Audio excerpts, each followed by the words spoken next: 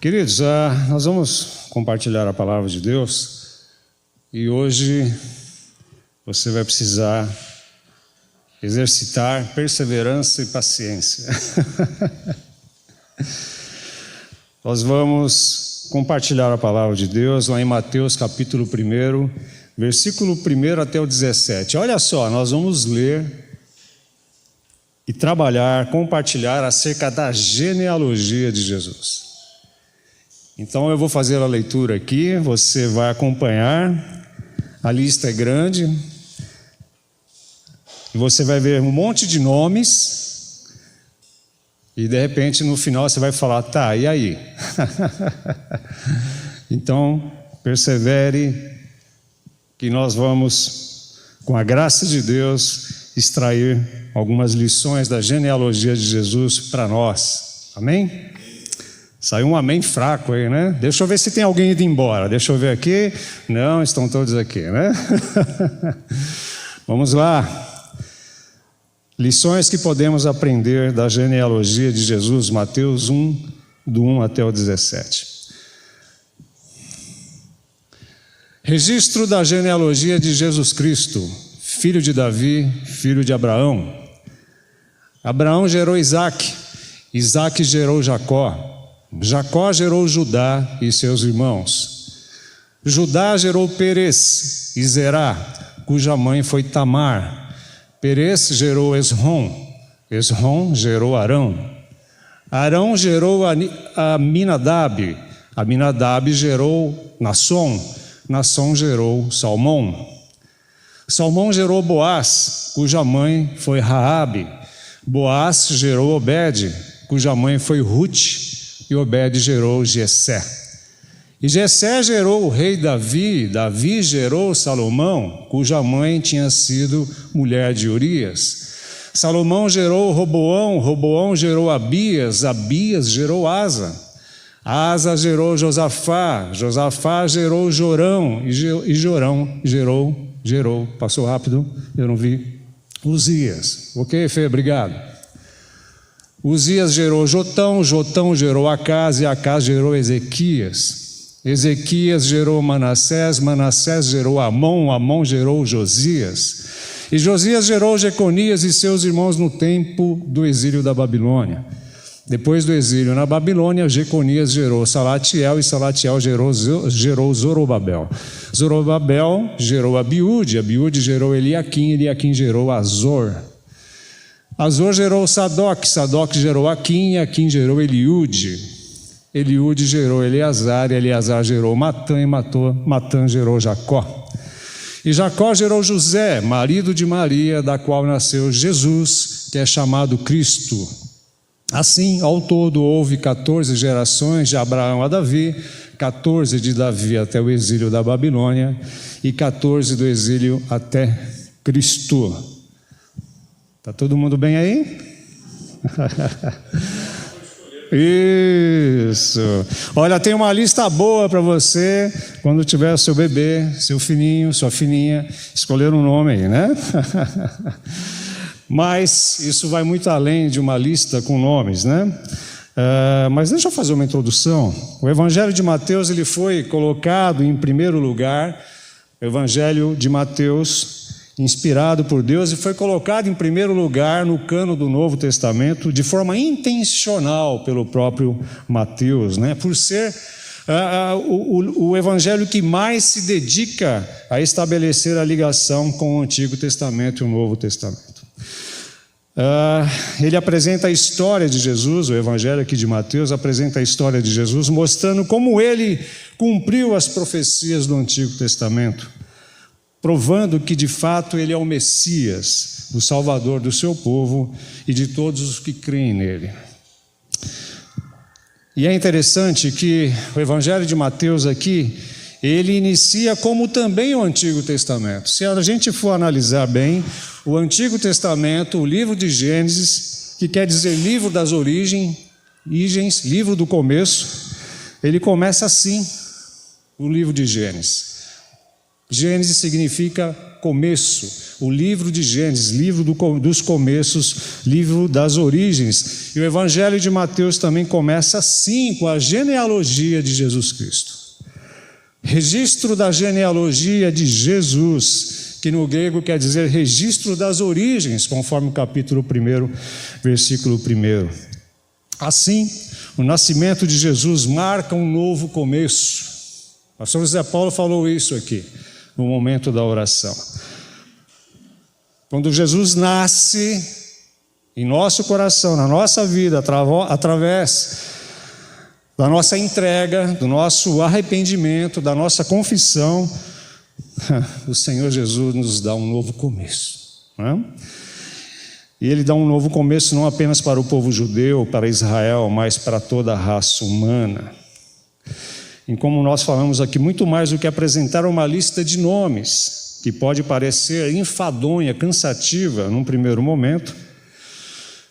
No Antigo Oriente Médio, os judeus conservavam listas grandes de muitas linhagens, né? E se você achou difícil fazer a leitura da genealogia de Mateus, vai lá em primeiro livro de Crônicas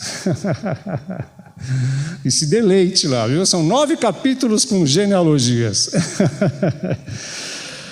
Mas, queridos, os judeus eles tinham essa prática, eles conservavam listas genealógicas grandes, mas isso tinha um propósito, né? Primeiro, por questões de herança de terra, de propriedade, de pais para filhos, também por questões familiares, né? A genealogia, essa linhagem era muito importante. Por uma questão familiar, para manter a sua descendência, e também por questões religiosas. A gente vê na própria palavra de Deus, como por exemplo no serviço sacerdotal, né? Aqueles que eram habilitados, somente aqueles que poderiam servir no templo. O serviço do sacerdócio, que era da tribo de Levi, por isso chamados levitas, né? Olha só a importância da genealogia nesse aspecto também, né? E Mateus, sabendo disso, como bom judeu, ele usa esse método da genealogia para provar que Jesus Cristo, o nosso Natal, ele não é uma figura isolada na história, que apareceu do nada, isolada, falando que ele é o Filho de Deus, o Messias. Mateus usa esse método da genealogia para mostrar que ele não é uma figura isolada, que ele não é uma pessoa cheia de ideias revolucionárias que chegou ali para provocar o sistema. Não, não é isso. Mas que ele, Jesus Cristo, é o prometido de Deus, conforme as profecias do Antigo Testamento. Está vendo como tudo tem um propósito na Bíblia, até mesmo a genealogia? Ou as genealogias? É isso. Mas eu quero com vocês aqui nessa noite destacar algumas lições. São 3 que podemos aprender da genealogia de Jesus aqui em Mateus. Primeira, e isso já foi pregado pelo pastor José Paulo domingo passado, da genealogia de Jesus, nós vemos que Deus sempre cumpre a sua palavra. Na genealogia de Jesus, aprendemos que Deus sempre cumpre a sua palavra. Deus já havia prometido em Gênesis capítulo 3, versículo 15, que da descendência da mulher, da semente da mulher, a saber Maria, viria o Salvador vitorioso sobre Satanás e sobre a morte, Jesus Cristo. Deus também já havia dito que também na família de Abraão, todas as famílias da terra seriam abençoadas, todas as nações seriam abençoadas através da família de Abraão, conforme Gênesis capítulo 12, versículo 3, que também foi lido domingo passado. Você lembra disso? Você que esteve aqui domingo passado? Que bom que a palavra de Deus ainda está fresca na sua mente, no seu coração. E Deus também havia prometido que da família de Davi haveria de sair o Salvador. E eu quero, Fê, por favor, vamos pular Gênesis 12, 3, Isaías 11, 1. um ramo surgirá do tronco de Jessé. Quem foi Jessé? Nós acabamos de ler lá na genealogia. Pai de Davi. Um ramo surgirá do tronco de Jessé, e das suas raízes brotará um renovo, e o renovo é Cristo Jesus. Portanto, queridos, dentro da linhagem humana, e aqui é interessante, Mateus 1, de 1 a 17, traça a linhagem humana do Senhor Jesus. E 18 até 25 fala sobre a linhagem divina do Senhor Jesus. O pastor José Paulo fez a leitura bíblica logo no começo do culto. Não foi ao acaso, graças a Deus por isso. Portanto, dentro da linhagem humana traçada aqui, o Senhor Jesus, ele é tanto filho de Abraão como filho de Davi. E Jesus Cristo não é apenas o herdeiro dessas promessas, ele é o próprio cumprimento das promessas. Pois ele, Jesus, é a grande bênção para o mundo. Quando nós lemos lá em Gênesis capítulo 12, versículo 3, que através de Abraão todas as famílias, nações seriam abençoadas, a saber, os que creem pela fé. A bênção é essa, a grande bênção para o mundo é o próprio Salvador, o Senhor Jesus Cristo. Portanto, ele é o cumprimento dessas promessas. É por meio de Jesus que pessoas, famílias são abençoadas, transformadas para a glória de Deus. Portanto, queridos, a palavra de Deus não falha. Ela não falha. E eu me lembrei quando eu estava finalizando essa porção aqui do primeiro ponto, eu me lembrei quando lá na segunda carta de Pedro, no capítulo 3, Pedro fala para a igreja que nos últimos dias surgirão zombadores, escarnecedores, que falarão sorrindo, escarnecendo: onde está o Senhor de vocês? Onde está o cumprimento da sua vinda? Está demorando, cadê? E aqui se referindo à segunda vinda de Cristo, a qual nós aguardamos também, que é uma promessa que será cumprida. E aí Pedro, inspirado pelo Espírito Santo de Deus, diz: olha, Deus não falhou, Deus não errou no tempo, Deus não se esqueceu, mas essa aparente demora é porque Deus está sendo paciente com vocês, para que vocês não morram longe dele, sem ele, mas que antes todos se arrependam e venham a ser salvos. Essa é a paciência do nosso Deus para conosco e com a humanidade.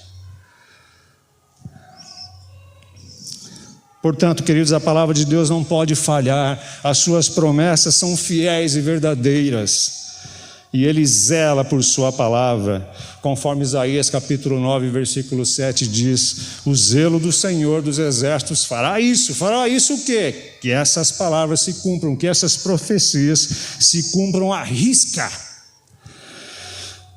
Então, na genealogia de Jesus, vemos que Deus sempre cumpre a sua palavra. Segundo ponto, na genealogia de Jesus, vemos que pessoas problemáticas, vemos que pessoas com condutas reprováveis fazem parte da família do Salvador.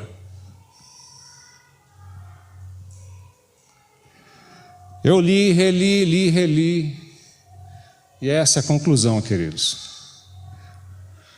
A não ser que a gente venha aqui na genealogia, pega esses nomes aqui e pinta uma outra história, mas não dá.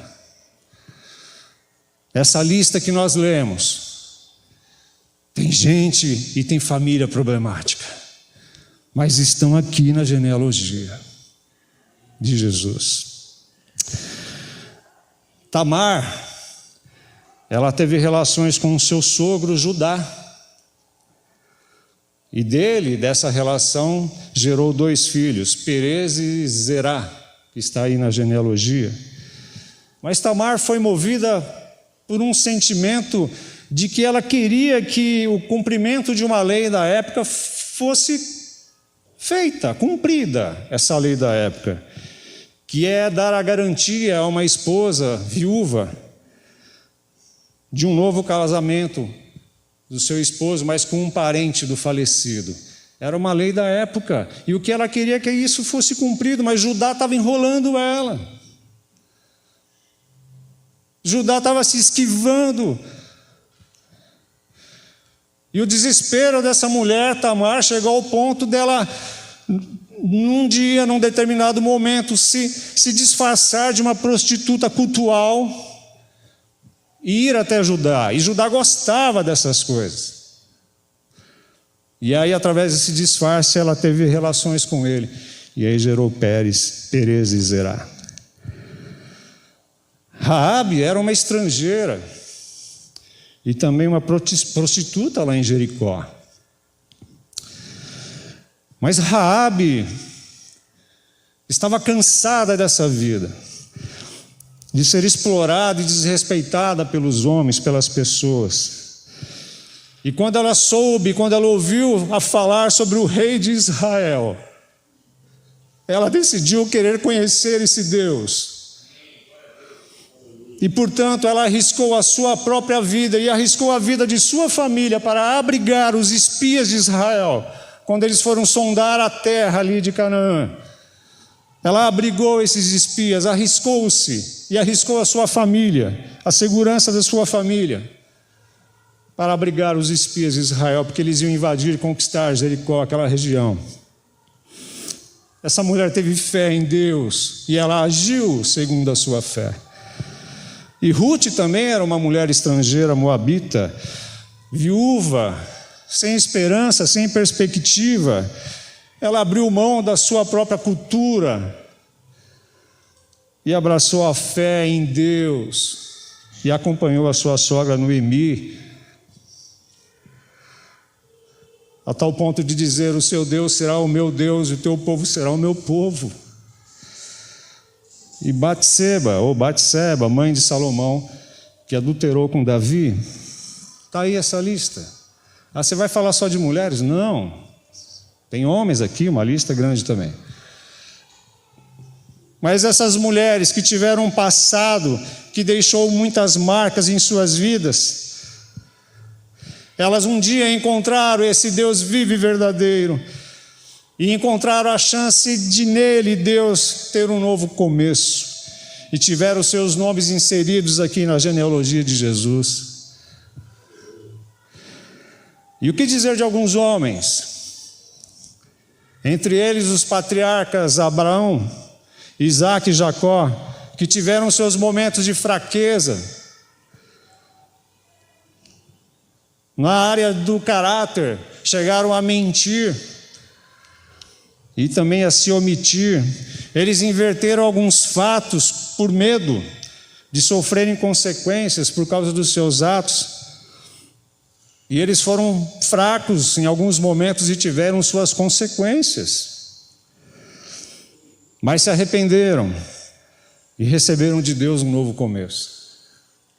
Estão aqui na genealogia.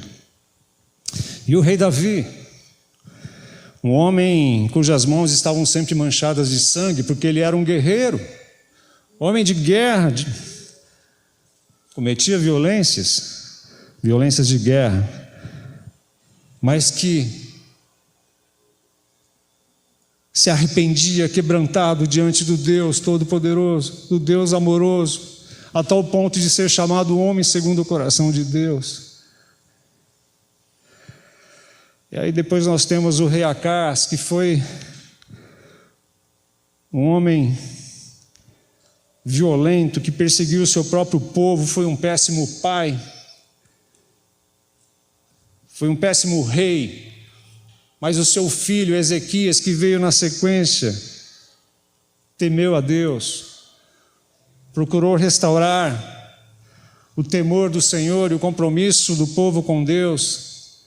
Olha só o envolvimento das famílias aqui na genealogia, com suas crises e seus conflitos. E Manassés, então, foi muito violento, ele foi um tormento para o povo de Israel na época em questão. Mas depois Manassés, no final de sua vida, se arrependeu, pediu perdão a Deus e iniciou algumas reformas em Israel, reformas espirituais. Mas aí veio o seu filho Amon, e esse não se arrependeu e seguiu a passos largos a violência do pai. Mas aí veio, depois de Amon, Josias. Foi um filho bom e temente a Deus. Percebem? Os laços familiares, as crises e os conflitos. Gente como eu e você, como nós, disfuncionais, confusos. E Salomão, que por causa das suas muitas mulheres mergulhou na idolatria. E se de fato foi ele quem escreveu Eclesiastes, ele se arrependeu. Não é? E depois vem Roboão, que fez muita lambança e fez o povo se desviar do Deus vivo e verdadeiro. E eu vou parar por aqui. Nesse ponto. Pois é. Mas o que me impressiona e que nos impressiona é que, apesar desses descaminhos, dessas pessoas, dessas famílias, das suas crises, seus conflitos, suas disfunções, Deus, o autor da história, continua no controle de tudo. Ele está trabalhando, agindo para que suas promessas sejam cumpridas. Só Deus mesmo. Portanto, queridos, você que está nos ouvindo também, Deus não desiste de você e de mim, não desiste de vocês. Ele quer dar um novo começo para você e para mim o tempo todo. Segundo o terceiro e último ponto, na genealogia de Jesus nós vemos como a graça de Deus alcança pecadores como nós, como eles e como nós. A graça de Deus, este favor imerecido. Queridos, talvez olhando para esta lista que nós lemos aqui, para esses nomes que nós lemos, essas famílias inseridas aqui na linhagem humana de Jesus, talvez olhando para esses nomes e para essas circunstâncias, para esses problemas, para esses desvios, talvez eu e você perguntemos: como é que essas pessoas foram parar aqui, na genealogia de Jesus? Como é que pode? Como é que elas foram parar aqui? Quer dizer que a gente pode viver uma vida de qualquer jeito, que no final Deus vai limpar a nossa barra? Não! Engano nosso. Nós precisamos lembrar do tanto que essas pessoas tiveram consequências, de quanto elas sofreram e suas famílias sofreram, até se consertarem diante de Deus.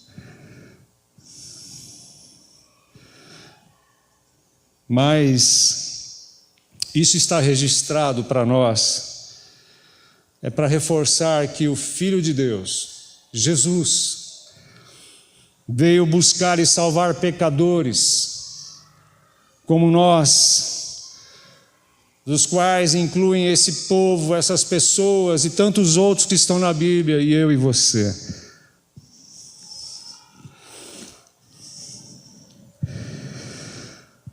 Meu querido e minha querida, Deus prova aqui, através dessa genealogia que nós lemos, que Ele não nos escolhe pelos nossos próprios méritos, porque não há mérito em nós, mas apesar de nós, por causa da sua graça, do seu amor e dos seus propósitos. E olhando para esta lista, olhando para essa lista e para esses problemas que nós relatamos aqui, talvez nós jamais escolheríamos alguém aqui para fazer parte da nossa família ou talvez da nossa igreja. Gente problemática demais, famílias problemáticas demais. Talvez pensamos assim. Mas aqui, nessa genealogia, ela aponta para a infinita misericórdia de Deus, para mim, para você, para nós. De como Ele ama o mais indigno pecador, Talvez nós fiquemos chocados com essa lista, com esses problemas. Mas nós devemos olhar para dentro de nós também, para nós mesmos, e vermos que nós somos tão culpados quanto eles, que o nosso coração é enganoso e corrupto como o deles. Precisamos olhar para dentro de nós.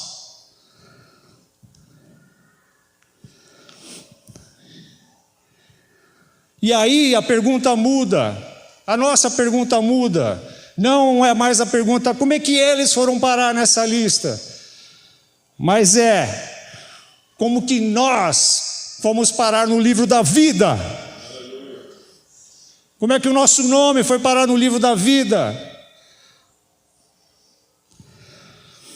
Como é que Ele nos escolheu apesar de nós? Como pode isso? Porque Ele nos amou tanto, tanto, tanto. E a resposta é, e vai sempre ser, por causa da sua graça, por causa da sua misericórdia, por causa do seu grande amor, o seu amor, a sua graça e misericórdia, que é maior do que os nossos pecados. Por isso que quando o pastor Jackson diz aqui que a graça de Deus é melhor que a vida, é verdade. Porque a vida sem este relacionamento com Deus vivo e verdadeiro, ela não tem sentido.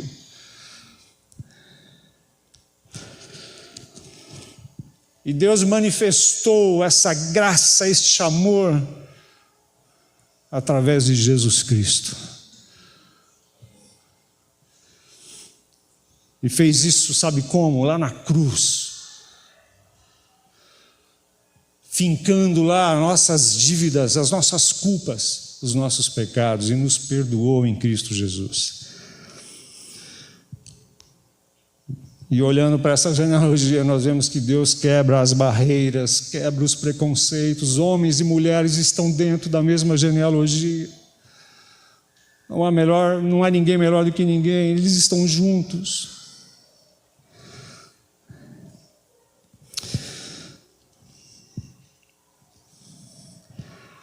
Aqui há pessoas que andaram com Deus e há pessoas que se desviaram,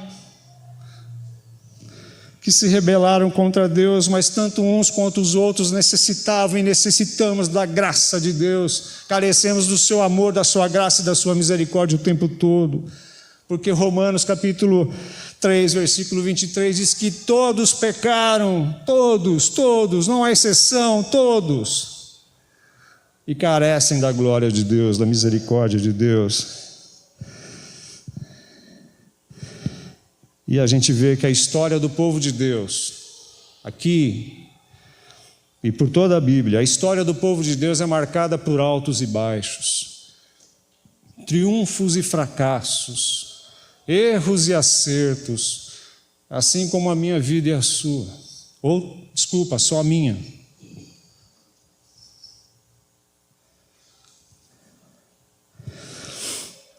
Mas nós vemos o Deus da história. Nós vemos o Deus criador e sustentador de tudo que existe, que cumpre as suas promessas. Nós vemos este Deus único trabalhando, agindo na vida das pessoas, trabalhando, agindo na vida das famílias, pessoas em crises, famílias em crises, em conflitos. Mas Deus está agindo e trabalhando para aqueles que têm o coração quebrantado e buscam o Senhor, reconhecem que precisam dEle. Porque o nosso Deus é o Deus do impossível. Se Ele criou os céus e a terra e sustenta pelo poder da sua palavra, o que Ele não pode fazer? Será que Ele não pode me restaurar? Eu preciso me aproximar dEle desesperadamente e dizer para Ele: Senhor, me ajuda. Me perdoe e me ajuda. Portanto, queridos, finalizando, apesar de nós, apesar deles, do histórico feio de alguns deles, apesar do histórico feio nosso do passado, apesar das marcas reprováveis de alguns deles, de marcas reprováveis da nossa vida, dos nossos pecados, Deus está estendendo o seu perdão, a sua graça, aos que se arrependem e aos que creem em Cristo Jesus. O tempo todo, Deus estende a sua graça, o seu perdão, a sua misericórdia, vida eterna, um novo começo. Não vai ser uma vida sem problema, mas vai ser uma vida com a presença de Deus em meio aos problemas, às lutas, às dificuldades. E Deus nos dá a oportunidade de um novo começo. E eu quero finalizar com Lucas 19:10. Nós vamos ler. Pois o Filho do Homem veio buscar e salvar o que estava perdido. Queridos, celebremos o Natal, pois Jesus Cristo nasceu. Celebremos o Natal, porque Ele veio a este mundo para buscar e salvar o perdido pecador, o qual nós estamos incluídos nessa graça. E todo aquele que nele crer e se arrepender e o buscá-lo de todo o coração. Amém? Esse é o Natal. E eu quis trabalhar com vocês essa genealogia humana de Jesus, porque nós estamos falando do nascimento de Jesus, e nós vimos aqui as origens de Jesus Cristo, a linhagem humana de Jesus. Quanta gente, quanta situação, quantas coisas, mas Deus cumpre a sua promessa. E Deus demonstra, revela a sua graça, seu amor e sua misericórdia em Jesus Cristo. Amém?